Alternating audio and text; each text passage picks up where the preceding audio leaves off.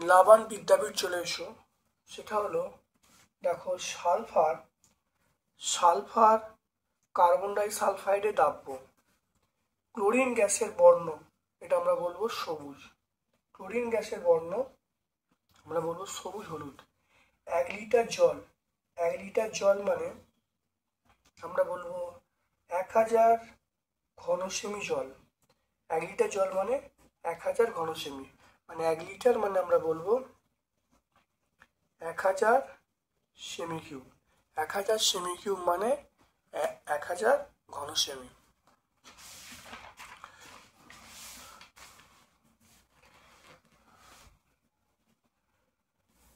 তাহলে পারদের প্রভাবে মিনেমাটা রোগ হয়।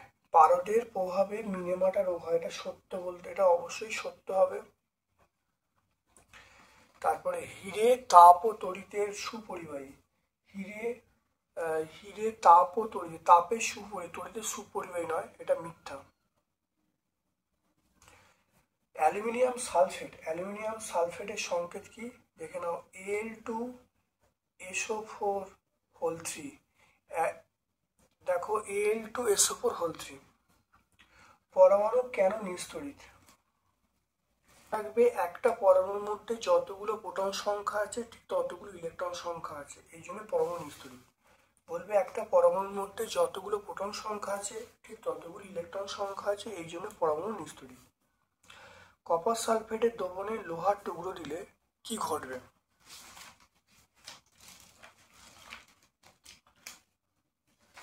দেখো কপার সালফেটের জলীয় দ্রবণে দেখো লোহার টুকরো দিলে কপারের উপর লালচে বাদামি বর্ণের একটা আস্তরণ পড়বে। Fe+CuSO4 সমান FeSO4+Cu। দেখে নাও, এটা আমরা 69 পেজে বলবো, পেজ নাম্বার 69।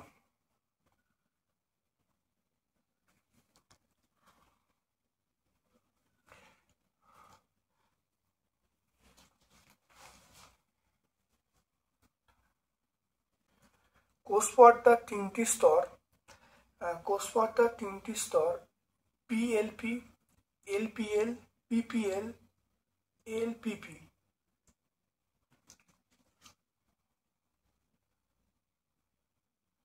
মনে রাখবে এটা PLP প্রোটিন, PLP বলতে PLP হবে, PLP এটা হলো প্রোটিন, লিপিড, প্রোটিন। তাহলে PLP protein, lipid, protein. Lysosome পর্দাবিহীন, রাইবোজোম। দেখো লাইসোজোম এর মধ্যে দেখো পর্দা আছে। আর রাইবোজোম দেখো রাইবোজোম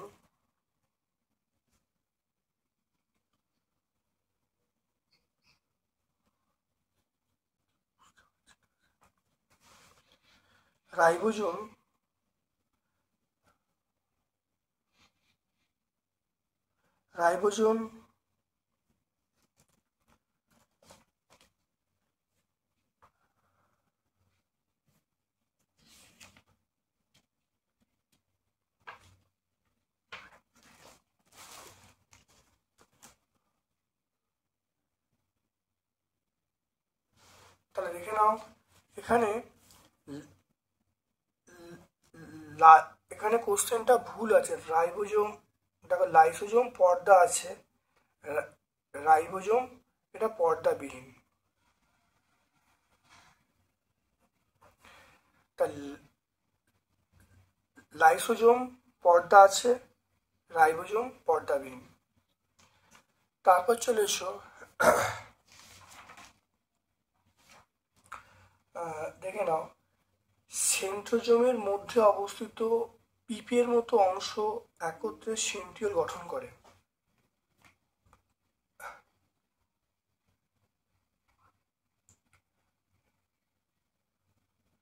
পরে চলে এসো কাঁচা এবং পাকা টমেটোতে প্লাস্টিকের তফাৎ কি? কাঁচা টমেটোতে বলবো, আচ্ছা, কাঁচাতে আমরা বলবো কাঁচা টমেটোতে হলো যেহেতু সবুজ রঞ্জক থাকে তাই এটাকে বলো ক্লোরোপ্লাস্টিক। আর রঙিন মানে পাকাতে আমরা বলবো ক্রোমোপ্লাস্টিক, ক্রোমো। তাহলে এটা 178-এ পাবো। তারপর দেখো সেন্ট্রিওমের মধ্যে পিপের মতো অংশ দুটি একসঙ্গে সেন্ট্রি গঠন করে, এটা সত্য। এরপর দেখো কোরোপ্লাস্টিডের গ্রানার থাইলাকয়েড পর্দা অবস্থিত দানাগুলির মধ্যে ক্লোরোফিল থাকে। এই দানাগুলির নাম কি? এই দানাগুলির নাম হলো কোয়ান্টোজোম।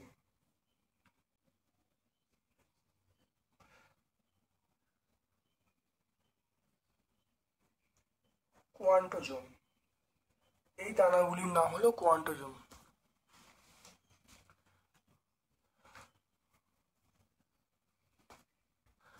তাহলে এ এবং বি এই দুটি অংশের নাম কি? এ এবং বি। তাহলে এটা হলো ক্রিস্টি, এটা হলো আমরা বলবো ক্রিস্টি। আর বিটা হলো ধাত্র, এটা হলো ক্রিস্টি, বিটা হলো ধাত্র। আর তারপর দেখো মাইটোকন্ড্রিয়া বি এর অংশে ক্লোরোপ্লাস্টিডের স্টোমা অংশটির মিল আছে, ওটার নাম কি? ওটা হলো উভয় অংশই ঘন জেলির মতো, উভয় অংশ ঘন জেলির মতো পদার্থটা পূর্ণ। উভয় অংশ ঘন জেলির মতো পদার্থে পূর্ণ।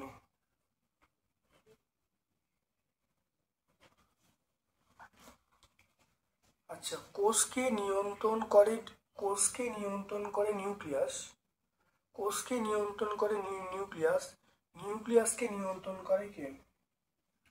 সেটা আমরা বলবো ডিএনএ, এটা বলবো ডিএনএ। আর যে নিউক্লিয়াসকে নিয়ন্ত্রণ করে তাকে কি নামে পরিচিত? এটা আমরা জিন বলবো, হ্যাঁ, এটা আমরা বলবো জিন। তাই ডিএনএ এটা জিন। এন্ডোপ্লাজমীয় রেটিকুলাম এবং গলগি বস্তি এদের মধ্যে উপস্থিত থাকে আমরা কি বলবো? সিস্টার্নি। এদের মধ্যে উপস্থিত থাকে কি বলো? সিস্টার্নি বলবো। তাহলে এন্ডোপ্লাজমীয় রেটিকুলাম এবং গলগি বস্তু এদের মধ্যে উপস্থিত থাকে কি বলবো? সিস্টার্নি। আর Ranaghat Brajabala girls high school 10 KG ভরের বস্তুকে পৃথিবী যে বল দ্বারা টানে সেটা আমরা বলবো এফ সমান এম জি। এম মানে 9.8 জি আর এম মানে 10, তাহলে 98 নিউটন। তাহলে আমরা বলবো অপশন বি বলবো। পরে সময় বাড়ার সঙ্গে সঙ্গে পতনশীল বস্তুর বেগ বাড়তে থাকে। সময় বাড়ার সঙ্গে সঙ্গে পতনশীল বস্তুর বেগ বাড়তে থাকে। ক্যালসিয়াম ক্লোরাইডের সংকেত হলো CaCl2, ক্যালসিয়াম ক্লোরাইডের সংকেত। সালফার যে তরলে দ্রবীভূত হয় সেটা হলো কার্বন ডাইসালফাইড। একটি অধাতুর নাম লেখো যা তাপ ও তড়িতে সুপরিবাহী, এটা আমরা গ্রাফাইট বলবো।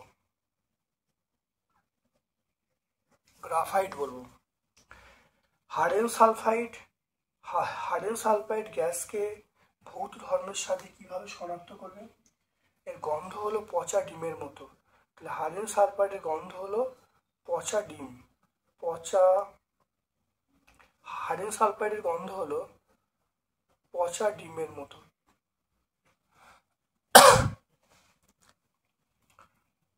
এরপর দেখো কুলম্বের সূত্রটা লিখতে বলছে, এর গাণিতিক রূপ দেখাতে বলেছে। দেখে নাও কুলম্বের সূত্রটা, দেখে নাও। দুটি বিন্দু আধানের মধ্যে ক্রিয়াশীল তড়িৎ আকর্ষণ বা বিকর্ষণ বল আধান দুটির গুণফলে, তাহলে দুটি বিন্দু আধানের মধ্যে ক্রিয়াশীল তড়িৎ আকর্ষণ বা বিকর্ষণ বল আধান দুটির কেন্দ্র সংযোগ সরলরেখাকরণ কাজ করে। এই আকর্ষণ বিকর্ষণ বলের মান আধান দুটোর গুণফলের সমানুপাতিক এবং দূরত্বের বর্গের ব্যস্তানুপাতিক। গাণিতিক রূপ দেখে নাও। দেখো Q1 Q2 দুটো আধান আছে, তাদের মধ্যে দূরত্ব আর আছে, তাহলে F সমান K Q1 Q2 R square. কেটা হলো ধ্রুবক।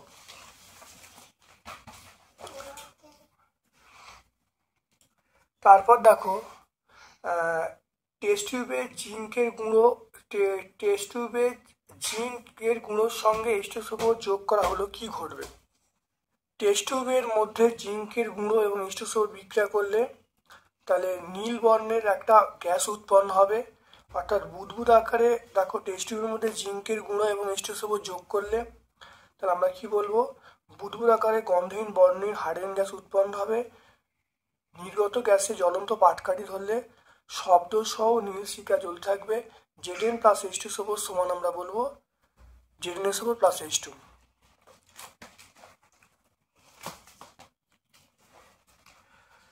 এরপর দেখো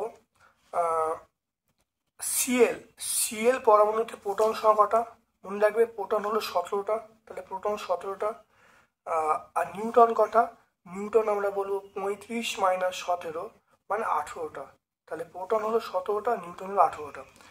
মিথেন অণুতে কটা সমজীব বন্ধন? সমজীব বন্ধন 1 2 3 4 চারটে আছে, তাহলে আমরা কি বলবো? চারটি আছে সমজীব বন্ধন, আমরা বলবো চারটি। দেখো লাইফ সায়েন্সের পোর্শনে চলে এসো। যে কোষীয় অঙ্গাণু খাদ্য থেকে শক্তি মুক্ত করে তার নাম হলো মাইটোকন্ড্রিয়া। আচ্ছা, উদ্ভিদ কোষে অনুপস্থিত একটি কোষীয় অঙ্গাণু, উদ্ভিদ কোষে, সেটা আমরা বলবো সেন্ট্রোজোম। হ্যাঁ, আমরা বলবো সেন্ট্রোজোম। সরল আলোকীয় যন্ত্র এবং যৌগিক আলোকীয় যন্ত্রের মধ্যে একটা পার্থক্য করতে বলছে।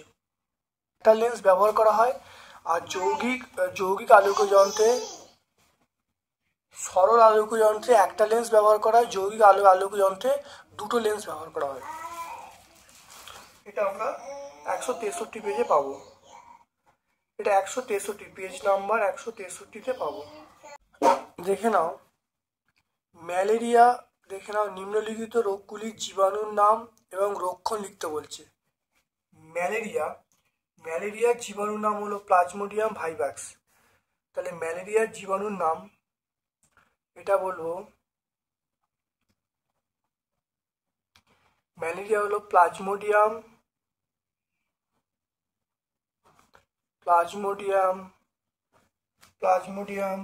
ভাইভাক্স।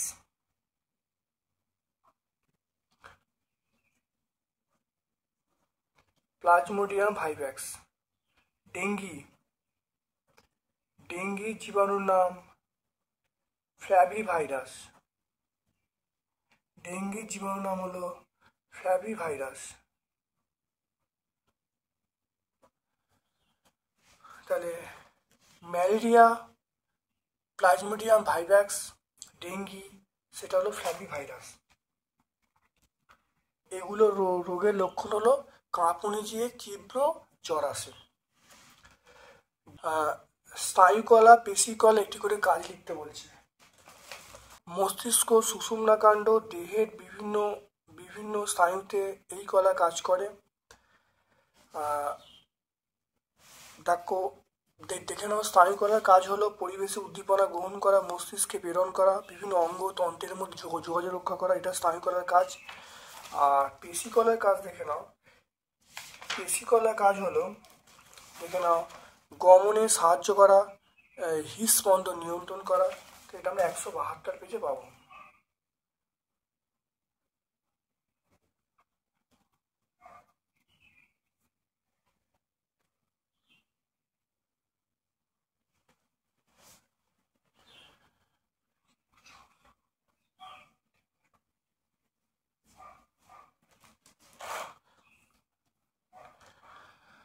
দেখে নাও কোষে রাইবোজোম তৈরির জন্য দায়ী আমরা বলবো নিউক্লিয়াস।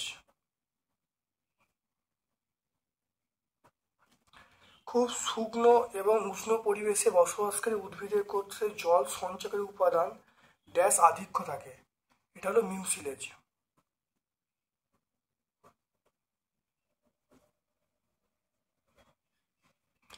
তাহলে খুব খুব শুষ্ক এবং উষ্ণ পরিবেশে বসবাসকারী উদ্ভিদের কোষে জল সঞ্চয়কারী উপাদান মিউসিলেজ থাকে। দেখে নাও, তাহলে আমরা দুটো স্কুল সম্পূর্ণ ব্যাখ্যা করলাম। ভিডিওটা প্রথম থেকে শেষ পর্যন্ত দেখো, অবশ্যই উপকৃত হবে। আমার পক্ষ থেকে সকলকে ধন্যবাদ এবং শুভ কামনা জানাচ্ছি।